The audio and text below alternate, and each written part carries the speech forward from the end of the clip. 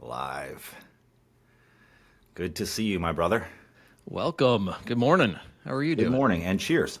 Cheers. What's the balloon celebration mug, right? Well, this is a bubble mug. Ah, the bubbles together. Look at you coming prepared. I Right. I just had some kisses. I don't know what that means. Go ahead and put the focus on here so we can get into it. So, man, welcome. Welcome. Glad to have you on the Embodied Men Podcast. This is quite a momentous occasion, and it's been wild to watch your rise and ascent as you've been developing yourself over the years, and since I've met you, and you were already, kind of getting onto the path and getting your foothold with some things, and just been, watching the progress. It's been awesome, man. So, again, welcome, David Klick, the author of The Bubble Theory, and what was the name of your first book again?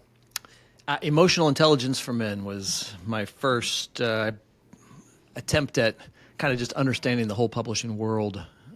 So I kind of took a framework for that one and just rounded it out just to try to get my feet wet of understanding how the whole process worked. But the Bubble Theory I've been working on for 3 years, and that's I call it my first big book. Yeah, I remember you talking about this. Yeah. We had a conversation, I think, beginning of the year or end of last year, and you were excited about this project coming up. You're like, I think it'll be ready in, March or April maybe, or April, May. Yeah. And sure enough, here we are. Give me 1 second. Let me step into the booth Yeah. here. Yeah. No. I got to talk with my control guy here. Control booth. There you go. Come on, Jamie. Well, I will. I'll have a Jamie someday. There we go. That's a little better. Yeah, hey, Colin, fix that light over there. Perfect. I don't know. Does my hair look okay? I forgot to ask before. Perfect, man. Before No, we start. suave. Yeah. No. I just want to also say, Colin, I think what has it been? 4 years since I met you? Yep. Probably something like that. And I was beginning. I'd started down the path of the enlightened journey, the waking up, whatever you want to call it, the releasing stages, and you were very instrumental in my growth, and still are. I still consider you a confidant and a friend, even though we don't talk as often. But yeah, your mentorship, your leadership on the energetic side was super instrumental. So thank you for being you and seeing me. I really appreciate that, brother. That's a wonderful compliment. So I received that, and I appreciate it. That's actually funny that you say it that way as well, because it's been something I've been thinking about more and more. This whole idea of giving ourselves permission to be who we are. And so that's something that I've been doing my level best to step into. But of course, I still realize that there are some areas where I could stretch a bit more. Yeah. So, to kick things off. So obviously, The Bubble Theory is a book about relationships and communication. And is it written for men and women, or mainly for men? So it is written for men and women. I originally wrote it, and it was 90% geared towards men. And then my significant other, Danielle, said, well, why don't you, this seems like it might be applicable for both genders. And I said, okay. So I went through, and I'd say it's probably 60% geared towards the men and 40% towards the females. Obviously, we all have masculine and feminine energy within us. And so it's applicable because both of the energies are there. But yeah, I do put the onus, and it's in the book as well. I put the onus on the men when it's regarding the relationship. And so there is still a little bit of a slant towards the male. Okay. That's interesting, because I know there's a theory that the sort of the management of, or the sort of caretaking of the relationship is to be left up to the woman. And I'm not saying that that's correct or not. I just know that that's a theory. But what sounds like you're suggesting is that there's a integral role that the male or the masculine plays as well. Yeah, absolutely. Of course it does. Can you give Absolutely. us just like an overview of what is the bubble theory? Yeah. Perfect. Thank you. So I wrote this book because I have had a lot of relationship issues. I failed in multiple relationships, different marriages, and I just couldn't figure it out. I was successful in other aspects of my life, but I just couldn't figure out, how am I supposed to understand this dynamic between the guy and the girl, right? So I was actually in an advanced mentorship class. One of the gals was teaching. One of my coaches was kind of helping me through, and I was at the end of a relationship that was fairly toxic, as most of my relationships had been.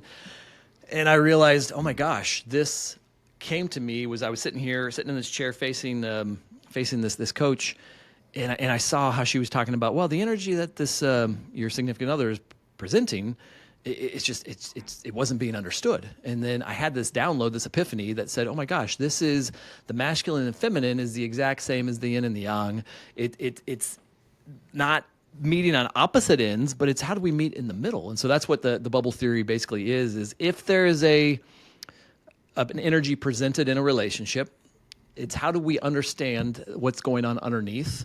So I use a very simple, right, a very, very simple example. Hey, honey, do you like the blue dress or the red dress? Right? A female comes in, asks you, which dress should I wear? Now, that's a feminine energy coming in, asking for completion. So the theory of the bubble is quite simple. And of course, the man's response is, oh God, here we go again. Oh my gosh, I don't know, babe. Just wear whatever you want, right? Well, that's another feminine energy meeting feminine energy, and the bubble just escalates, right? As opposed to, no, babe, I love the blue and it makes your legs look super awesome. Wear that. And then she goes out and picks the green dress, and we don't care because that's entirely her choice as a free-willed individual. Naturally. What they do is not our responsibility. But the whole concept, again, is when there's an energy that's coming in, if it's soft, feminine, or if it's hard masculine, the way to meet in the middle and the way to dissolve and resolve that with completion is to see the energy coming in and match it with the opposite energy and create completion. Yeah. Sounds very yin yang. Yeah, absolutely. Well, I noticed you referred to harmony a number of times in the book, and there's even a section on balance or yin yang. So, yeah, how oftentimes people think of harmony as just like everything's just going the way that it is, but you know, sounds like an approach to bring harmony into a situation where there's dissonance. Yeah. So again, if you're in a toxic relationship, the bubble theory is not going to work.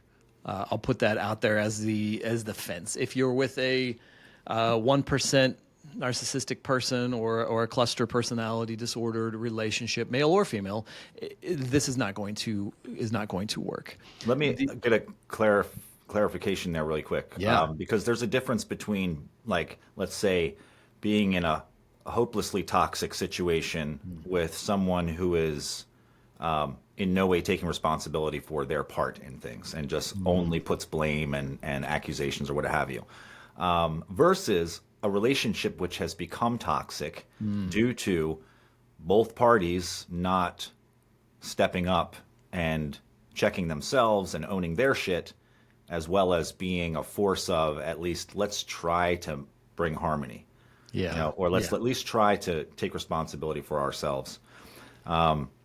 Because I agree, if it's like a toxic relationship where you're dealing with someone who has a very low self-awareness and is stuck in guilt or victimhood or resentment and things like that, yeah, that one is going to be like kind of maybe too far gone.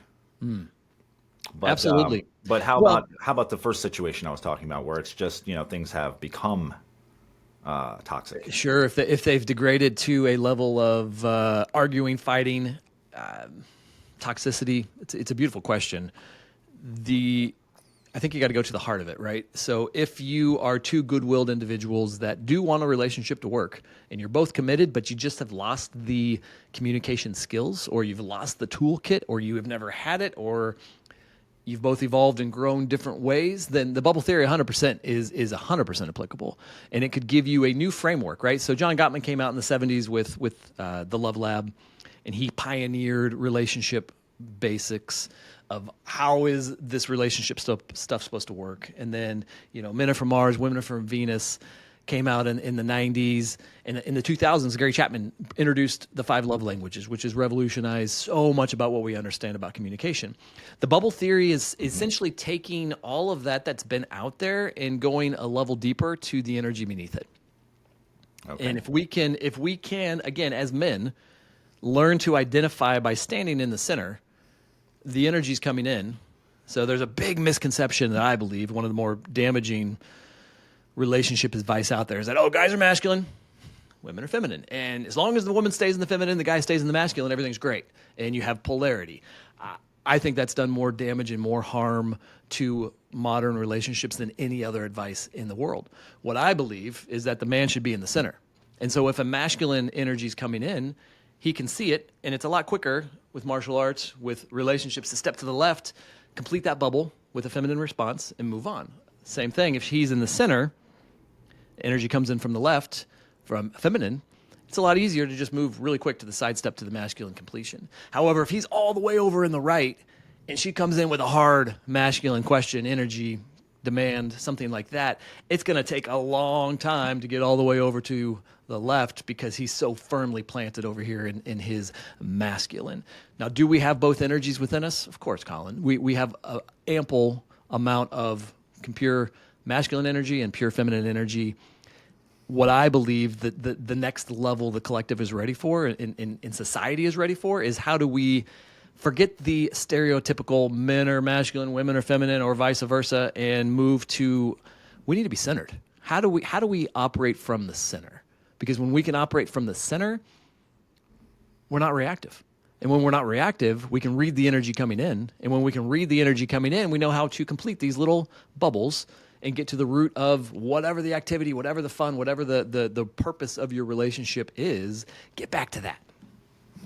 Okay. Well, that definitely brings up an interesting thought, which is a lot of people just stay in relationships that are not really fulfilling or rewarding them, I guess because they've become comfortable. The proposition of stepping out into something new or to being alone again or any of that kind of stuff is daunting. And but what I'm curious about too is because I think the center is going to be a little different for everyone. And so what feels like center to me feels like mostly masculine with a capacity for feminine understanding, listening, compassion, empathy, these kinds of things. And that feels like center to me. And that's where I like to reside. It's like I feel flexible, but at the same time, I know what feels comfortable to me is to be in the leadership role, to be directing things, to be, in charge, for a lack of a better term, even though I fully realize I'm not in charge of the relationship or in charge of another person. I'm simply feeling and expressing myself to be in charge and moving forward. And what it seems like the most complementary feminine energy to that is trust. And so what I see as being an issue that people often have in these dynamics is that when there's a lack of trust or an inability to trust on the part of the feminine, then it becomes like this whole dragging your feet type of thing where you're not trusting. I don't want to pull you along, but at the same time you're stuck there and I'm trying to move forward. But as soon as the trust comes back and it's like, okay, I surrender to your leadership because that's my choice, not because I have to or you're forcing me to. Sure. Because that's my choice because I trust you and that's what feels good to me. And that seems to be what feels most enticing, natural, attractive to me. Yeah. But at the same time, of course, I have to be flexible. I understand that. Because again, I don't want to drag somebody's feet, but I don't necessarily want to just leave them in the dust either. It's like maybe we need to have a communication. That's fine. I'm fine with that. But if someone is consistently dragging their feet and they're just consistently demonstrating that they don't trust, and Sure. I constantly have to keep dealing with this and demonstrating that you can trust this, And part of it is maybe, because in certain relationships, this has certainly happened in the past where I screwed up the trust at a certain point. And once you do that, it's very difficult to get it back. But what I've noticed also is that a lot of times people come into relationships with trust issues and then they project their past experiences onto their partners in the present moment. And that's definitely not fair. But again, this comes back to being more conscious to be able to look at ourselves and, Yeah, that's beautiful, Colin. Thank you. And I think you are addressing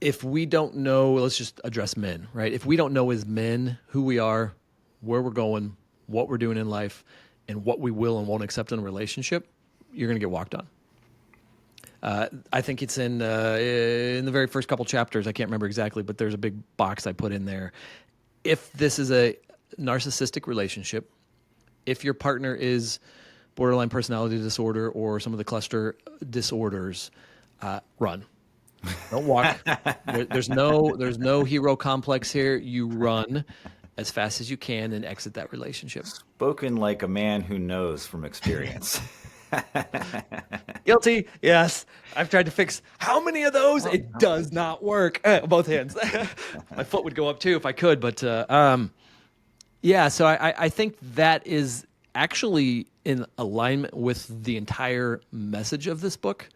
And the message of not even the book, if you look past the book into all the different modalities that can be created from the bubble theory, if we don't know who we are at our center, you want to lead the relationship, you want to add the vision, you want to add the purpose, that's who you are. If somebody comes in kicking and screaming, says, Colin, I want to fucking be in charge, I'm the boss, right? You're going to instantly go like, that's not in alignment with who I am. No, thank you.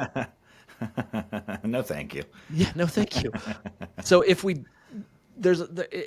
can get to what is our center, then our boundaries are already set. And then we're going to understand, again, the overarching relationship. But yeah, if you're, and this is something I deal with a lot of guys, and I do want to say it, and I say it in the book pretty harshly. Yes, if you are associated with that 1%, it's literally 1% that is diagnosed that way. Now, people have tendencies. Run. However, if you're in a 25-year relationship and in the last 4 years, your wife has turned into a gaslighting, narcissistic, psychotic, bipolar, manipulative woman. Very well. Okay, let's take a pause and say, has she always been that way, or did something happen? And I, again, put the onus on the men and say, most likely you lost your vision, you lost your purpose, you stopped dating her, you became soft as what your role was in that relationship, and she's responding in kind. And so I dig a lot before people just say, hey, I'm dating this narcissist. Okay, sure.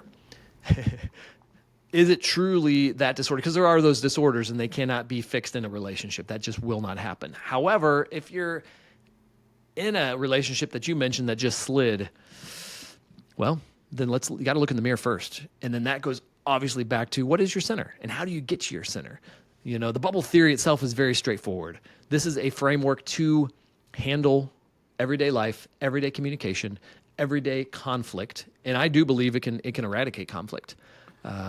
That's a good point too, because I've seen this recently in a friend of mine, and I was sharing some of these tools and perspectives with him that align very closely with this in terms of boundaries and being respectful and not reacting and all that kind of stuff. And the great thing is that even if you are, and this kind of counters my initial question, in that type of dynamic with someone who is, not amenable to peace, then very quickly over, a period of time, by enacting these principles and holding the center and holding this frame, the other person will show themselves to be completely out of pocket and completely out of alignment.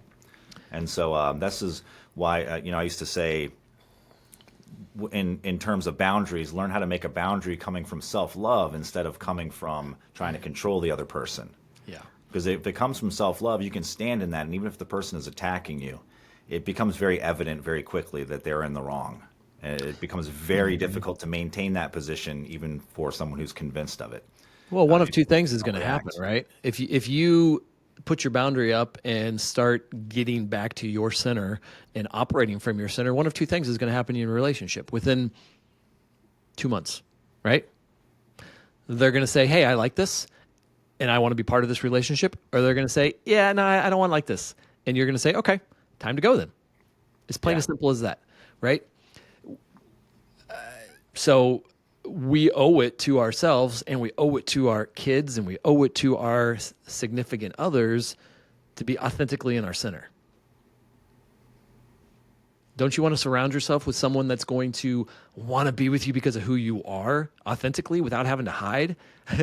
Versus, well, I think I got to pretend to do this versus, and maybe they'll like me. It's like, come on. I think we're past that as a society, and we have to get to the point, which is, this is my center. And if you've got toxic things that you need to work through, then you better go get them worked out, right? And I list a whole chapter 8 there on modalities, right? What are your modalities? Maybe it's chapter 9. I can't remember. The mastering your modality. You got to find something that helps you. Chapter 9.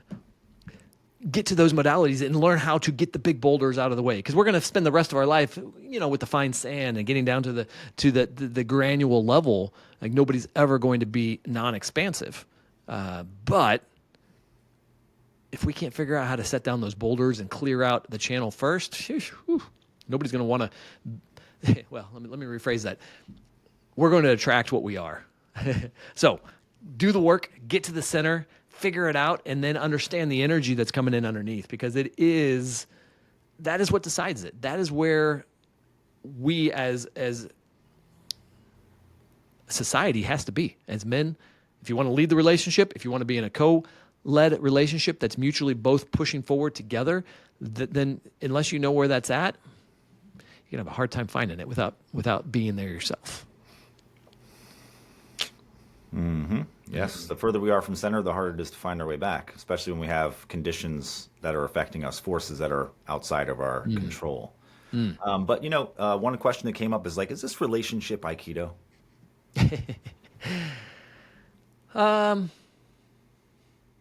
Give me some more flavor to that. What are you asking with that question? Is it just like a navigating of the conflict, or is it actually offering completion?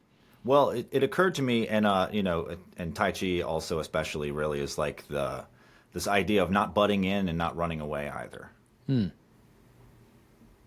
So that's center means I may be fluid, right? Because the dynamic is always moving, but I never want to be into a point where I've bumped into you, or I need to run away and escape. Well, I would go back so I to stay with and be joined with. From center. So, yeah, I would. There's two things that are coming up. What's the purpose of communication? Well, that's I think it's a multifaceted answer, really, right? So it could be to bring about resolution, for understanding, just enjoyment, connection.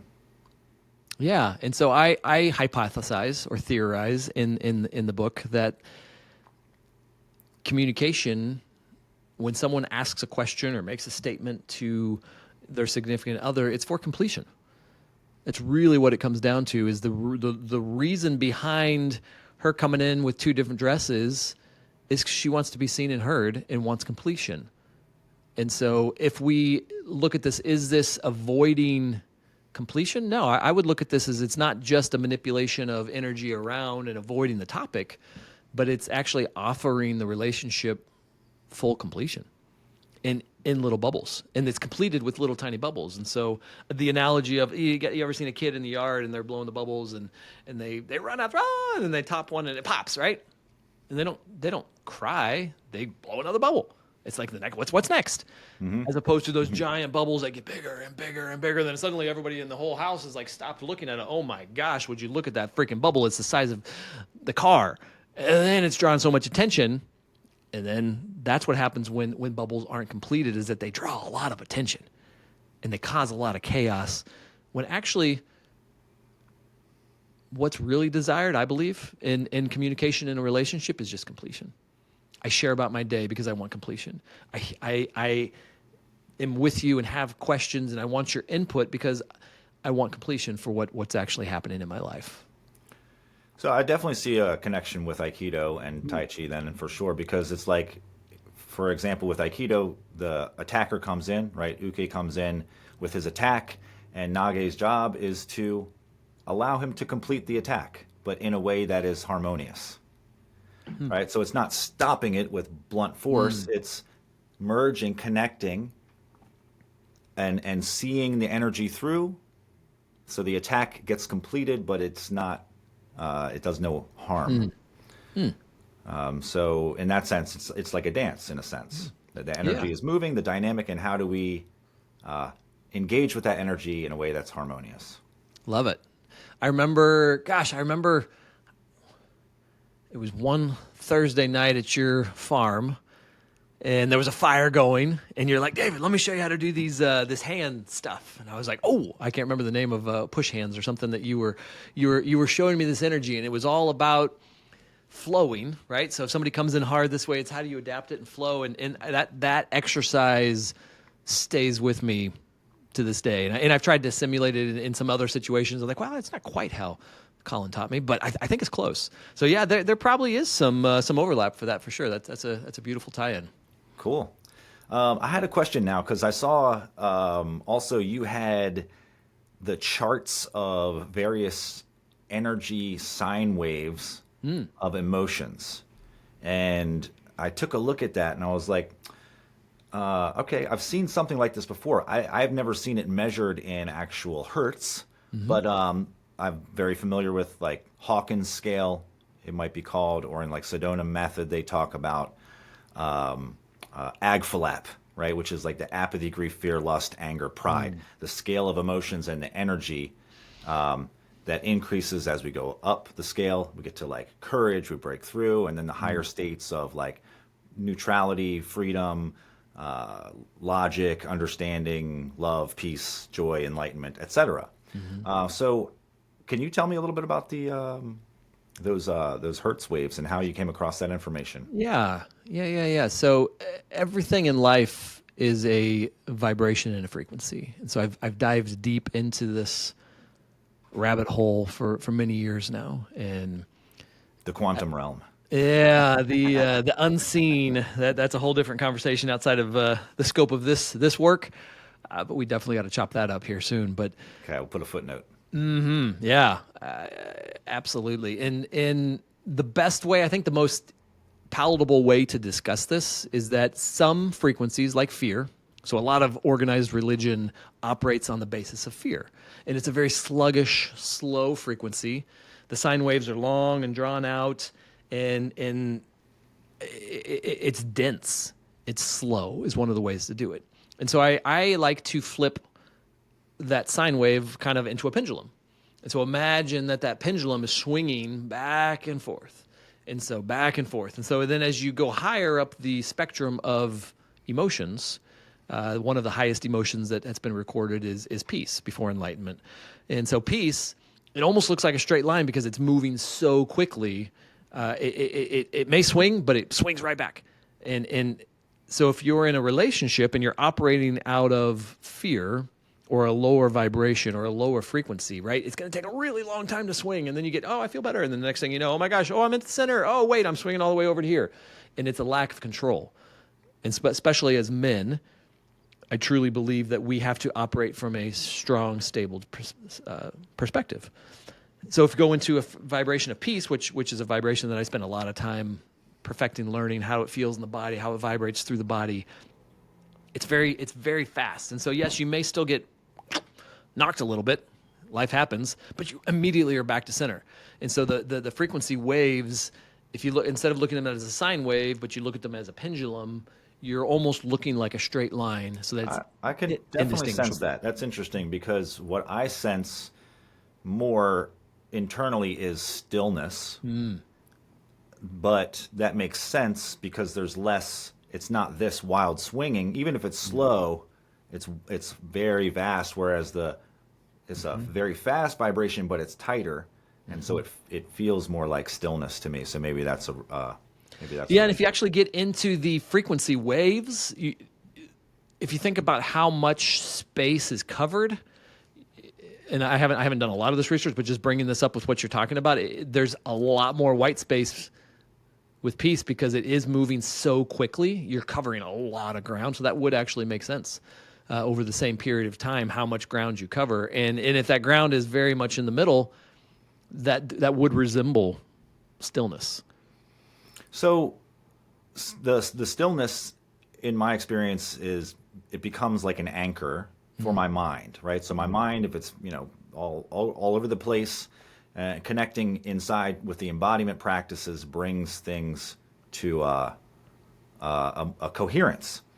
And so the heart is like the grounding element. And in essence, so when you're talking about how you believe it's up to the man to be the centered and grounded one, I agree, because there's a lot more dynamism in the energy, stereotypically, with female emotions than the man's sort of logic oriented mind. But that brings me to a question, because in the book you said women seek emotional completion, not logical solutions. And then later it says that according to research, women are better at regulating their emotions. Is that because they have a strong centered man nearby? Actually, I hypothesize that, and this is a very minority perspective.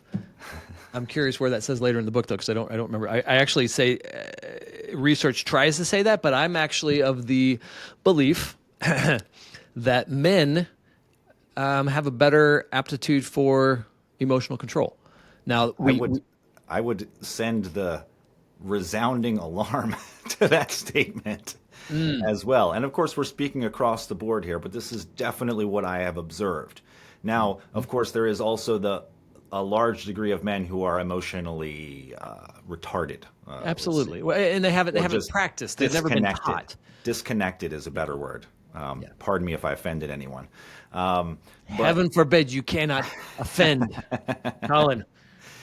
But so there is that. There is definitely that, the man who has severed the emotions and he just lives in his head. But agreed. In any case, but if you're taking two, and this is going to be controversial, right? All the females are going to say, "How dare you believe this?" And I'll say, "Well, this is again not rooted in science." Comment section's going wild. Boom! They're like, "What the heck is with this guy?" But two people that are doing the work, that are attempting to be centered. I think that they both can regulate the same. However, my experience with females in the heterosexual relationships is that the females tend to have a lot looser control on their emotions. Now, they can do very, very, very well when they're empathizing with everybody else, but anytime that any sort of conversation comes up with and again, I'm lumping these conversations very broadly, but to your point, it feels that the grounded masculine has a lot better control of the emotions than their counterpart in the female. Now that is not when I did my research for that part of the book, there's not a lot out there that would agree with that. But there are certain studies that do show that men have the better capacity to be emotionally more empathetic and grounded in relationships. Well, it seems like a very complementary thing. So when I look at relationships, for instance, that feminine energy can be, erratic, let's say, or out of balance and need, to be centered, but it can also provide that joy and life vibrancy, that we appreciate so much. But I've found that women who are conscious very much appreciate the groundedness that a grounded man provides for them, because it gives them this capacity to be free with their emotions and know that they always have this rock that they can allow to be pulled back to center. So I think that's beautiful. And of course, men are certainly capable of the same wild emotions. Women are certainly capable of being grounded. But this tendency seems to be ideal and natural. Yeah. And that is part of, can I add a comment on that? Yeah, by all means, by all means. That is part of what I hope that we can get past as we advance as a species and as a collective consciousness, is that right now we're still talking, and I do it, we all do it, right? This is what men do, this is what women do. And I do believe that when we get to the next level as a planetary system of people, we will be past these conversations of this is what men do and we're better at, and this is what women do. However, right now, that's where we kind of sit, and we need to understand both of those energies. The perfect spot in a couple, I believe, and in the collective as a whole would be to be centered. And that way, we're not relying on one or the other, but we see both, and we know how to navigate no matter what energy comes in. And so that is where I try to get to towards the end of the book, which is about how do we get to the center, and why do we want to be in the center, and how does the center lead to peace on earth? Actually, right now we still have this red pill, blue pill, unfortunate dynamic. And so I do address it a little bit, but it's something that I know we're just not there yet, that we will get to is how do we get back to the center? How does this bubble theory differ or expand upon the work of David Data? Because he's probably one of the most well-known authors and experts on the topic of, let's say, energy dynamics in relationships for conscious men. Mm-hmm. Yeah, I love his book, The Way of the Superior Man. And Coach Corey Wayne. I love his book, The 3% Man. Both of those have heavily influenced my understanding of masculine energy. I think David Data, I think his understanding of masculine energy is spot on.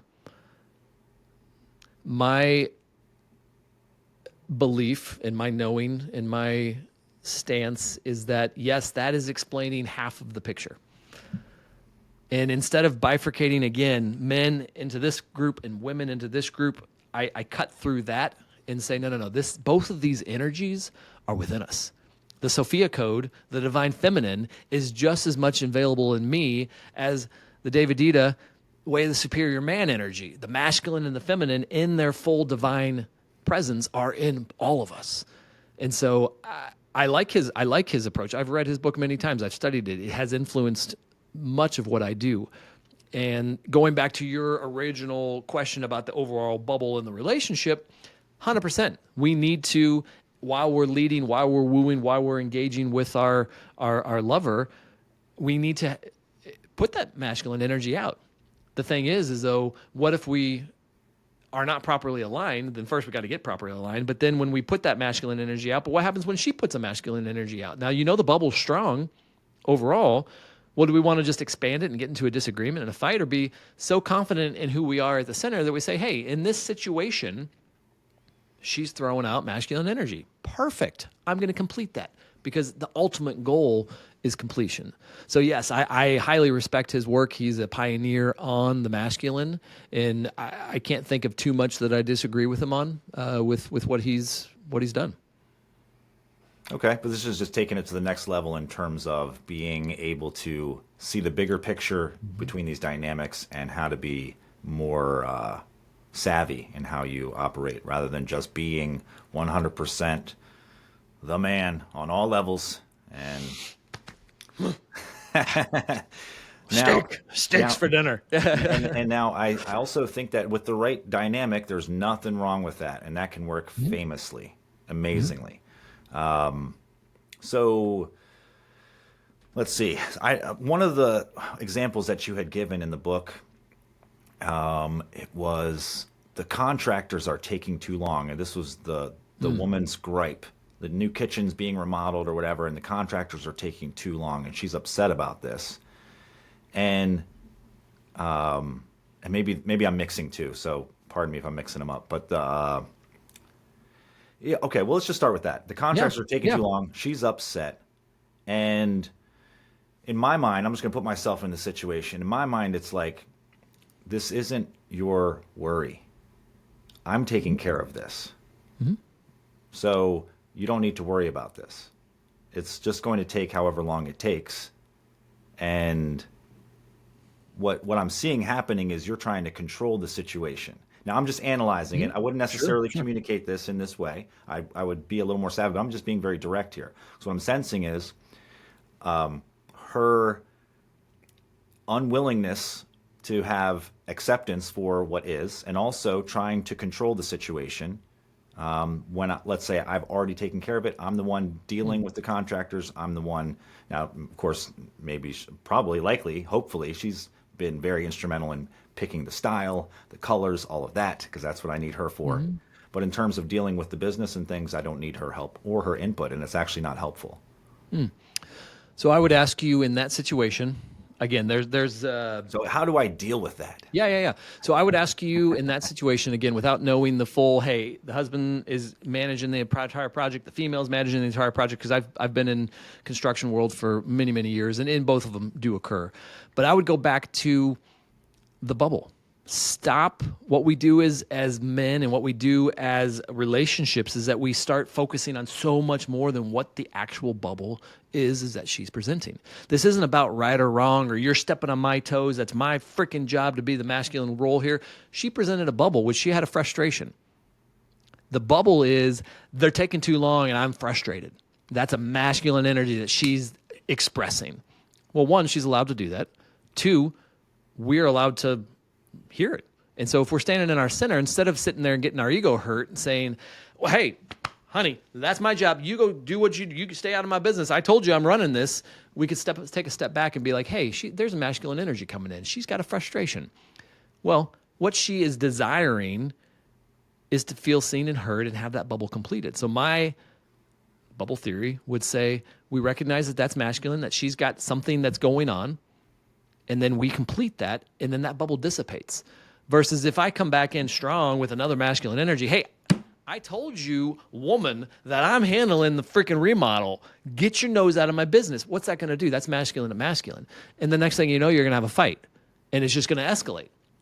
Or she'll get passive, but it's not complete. And then she's pissed off because you met masculine with masculine. Are they both? It's not right or wrong. So that's the whole thing, is that this isn't about what is right. This is about how do we get completion. Yeah. So what would the response be, or what's just walk us through what is a type of response? You said, okay, I recognize she's frustrated. She has a right to be frustrated. Now, what's my response to her? Yeah, so she's coming in with the masculine energy saying, hey, the contractors are taking too long for this situation. A feminine energy to match that strong masculine would be to receive. Hey, babe, I can tell that you're really frustrated with the timelines. Tell me more about that. What's going on? Can you explain why you're so frustrated? It's probably because of something that's not even full the whole picture, but as long as we match that initial bubble with the ability to receive it, because that's what feminine energy is nurturing, receiving, right? So she's coming in hard. She's got something that's upsetting her, that she's frustrated, that she's disappointed in. We want to be able to hold that. We want to be able to receive that and be like, hey, babe, I can feel and hear the frustration in your voice right now. Tell me more what's going on. Maybe she got cut off on the drive home and it has nothing to do with it. But if we escalate, or let me take that back. If we can get into the mind frame of just dealing with the bubble when it shows up, we're going to get to the underlying issues that are actually there. Now, maybe it's a budgeting thing. Maybe it's a timeline thing. Hey, I said we were going to have the Mother's Day thing in 3 weeks, and they're not done. Okay, right? But the whole point is focus on the immediate bubble of what she's presenting first. Get resolution to it by offering completion, and then let's get to the crux of what's actually going on. That makes a lot of sense, man. Thank you for that. I'm gonna jump over here to the live feed real quick and just see if we see anybody with a question, maybe. Dun, dun, dun. I can find it. And oh yeah, let me go over here. Okay. And if not, that's totally cool, but we might have some questions. Yeah, I'll look on yours too. All right, here we go. Yeah, I appreciate you hosting this, and these are good things. I did create the 10 communication bubbles that kill relationships. And so that is, it's not in the book, but it does offer kind of an expanded, like workshop type understanding of 5 feminine energies that kill relationships, 5 masculine energy bubbles that kill relationships. And so anybody that wants that, you can drop a comment below. Let us know either now during the live or afterwards, and I can email that over to you guys or send that over to you. Would love to get that into your hands. It's also available from the 2-minute quiz. So I made a 2-minute quiz. You can go to thebubbletheory.com, take the quiz. It's free. Take the 2-minute quiz. It kind of tells you what energy you predominantly lead with, which goes back to that overarching question that Colin, you started with. And then I can email you from there the 10 relationship killers, which is pretty cool. Awesome. Yeah. So again, guys, thebubbletheory.com. You can check it out, and there's the 2-minute quiz there, and also that 10 relationship killers, which I did read through that also. It's good stuff. Yeah. And let's see. So one of the things that I really like about this theoretical approach and this model is that it definitely does invite presence. Now, of course, there could be a tendency for people, I'm speaking as a man, particularly, to maybe overanalyze, probably in the beginning, perhaps, as you're kind of learning and trying to understand all this stuff. But even that, just allowing that to bring you into a state where you're trying to understand, so you have a curiousness about you, right? So that's open-mindedness, open-heartedness quality.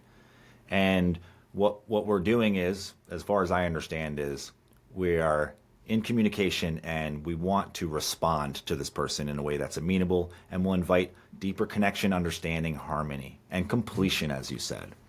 So just that in and of itself is very powerful, because it short circuits the tendency to just react. Like in that example where why are you worried about this for the 20th time, But again, if you can just resolve that little bubble before it escalates, then it's like, okay, now we're back to communion. Yeah. I'll tell a story. This is when the bubble theory wasn't used, and taking a flight with Danielle, and we got back in late. It was like midnight, snow on the ground.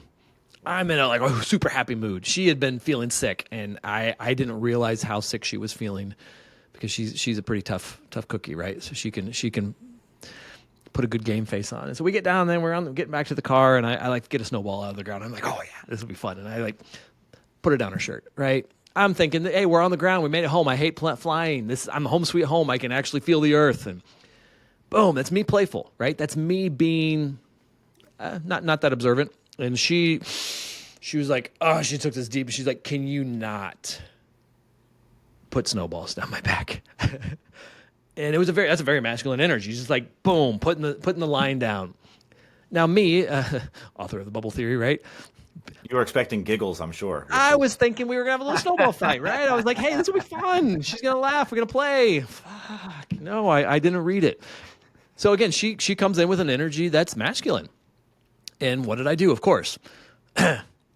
Right. I said, oh, of course, baby, that sounds pretty. No, I hit it with a hard masculine back. I'm like, whoa, hey, I'm playing. This is just me having fun. Can you lighten up? And that's a masculine reply back. And what did it do? It took that bubble that could have been dissipated if I had been paying attention and been like, hey, yep, totally, babe. I am not reading the room very well. I apologize. I didn't do anything wrong, but that energy wasn't what you wanted. I totally won't put snowballs down your back. Instead, I respond with, hey, knock that off, right? Chill out. And, yeah, basically. And now we're both emotionally intelligent people. And what happened was there was about a just complete silence in the car as we're driving. And the masculine on masculine just built, and there was no completion to that bubble, right? And when I finally,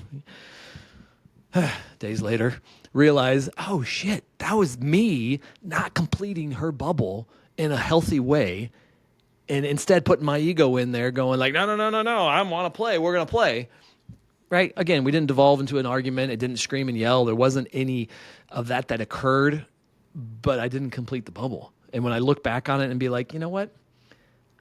I didn't read her energy right.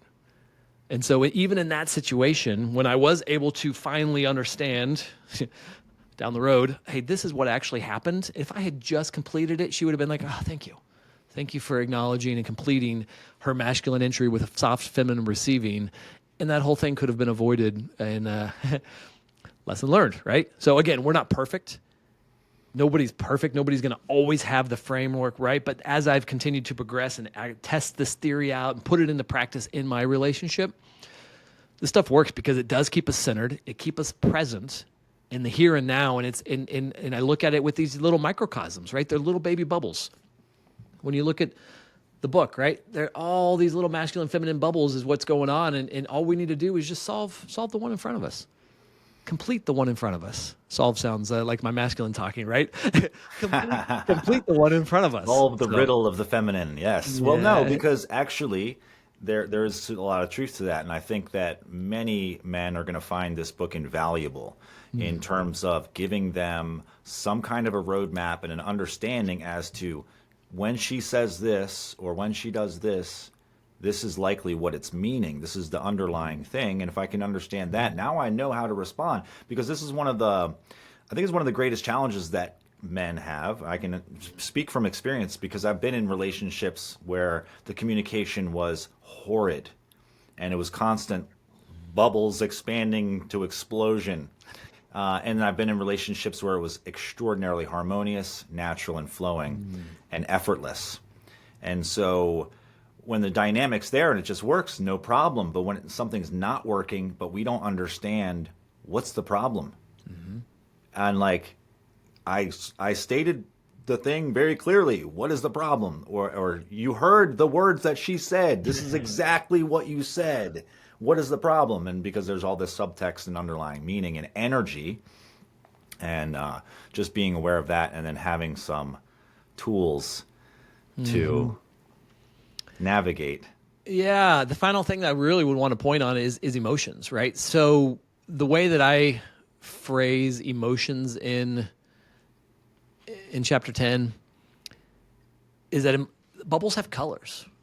And emotions are, if you ever looked at a bubble that's kind of out in the yard with a kid, right? It's got an iridescent coloring. And sometimes they change depending on where they're at. And so one way to view emotions, because it's not as simple as just masculine, feminine, right? That's energy coming in. Sometimes that masculine can be a little sharp. It can be a little shrill. It can be a little disrespectful, right? And so if we're able to, again, be centered and realize that, you know what, if I can dissipate that bubble with that emotion that's maybe around it, that is shading or coloring that specific exchange, oftentimes that emotion disappears. Now, if that emotion comes back repeatedly, then you got to go back to the source and be like, okay, what has happened in the relationship that needs to be healed? What have I done in the relationship that I didn't offer completion, and it caused a complete discoloring of emotions to always come out? So I was really excited about the emotion chapter because it came through as a download. I actually channeled that entire chapter and then had to, pretty it up. But when I was getting to the end and there were like 3 or 4 parts of the chapters and stuff that I couldn't quite figure out, I did this really unique thing, which was I went to my energy center. I just had my recording stuff set up. And I would just drop in and I would channel for an hour of whatever the messages were coming through and be like, hey, this is what I want to talk about. And that chapter came through on emotions at that point, which I thought was really cool. And then, of course, you got to make it readable and things like that. But I think it's a different perspective on emotions that isn't often talked about. So I'll really value your feedback when you get through that chapter too. Okay, yeah. Let me see. Well, I'll definitely be diving into that a little bit more because I'm trying to remember exactly what I gleaned from it. I did skim through that chapter for sure. But you didn't read it word for word, Colin? Man, before you go to bed? I mean, come on. It was gonna man, be. look at all these questions. These awesome questions I had, man. I didn't even get to them all. But that's okay because we're going to talk more because I want to also know more and dive in on a slightly adjunct, conversation where we dive more into some of the energetic connection and where this information is coming from. How does it come through? How do we invite it to come through? How do we open ourselves? How do we connect? How do we make sure we're not just getting random information from, Timbuktu? Wherever. Yeah. So, yeah, man, but thank you Talk so about much masculine energy. for That coming on here, brother. This has been an awesome conversation, and I'm super excited for your work, man. So thanks for doing it, brother. Yeah, thanks for hosting Very, this. very needed. Extraordinarily needed. So Absolutely. appreciate you, brother. Yeah, I appreciate that too. Can I just add one comment to that last part to kind of tease a little bit? My man.